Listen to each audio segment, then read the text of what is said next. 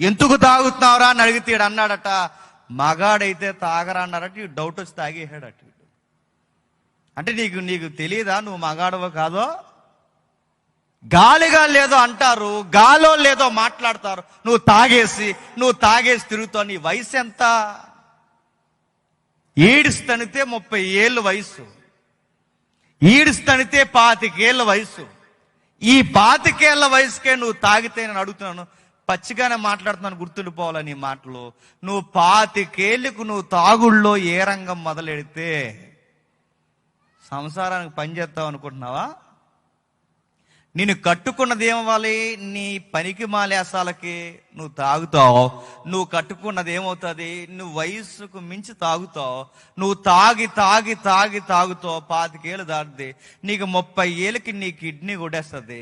నీ 30 ఏళ్ళు దాటేసరికి నీ లివరు ఫంక్షనింగ్ ఆగిపోతుంది.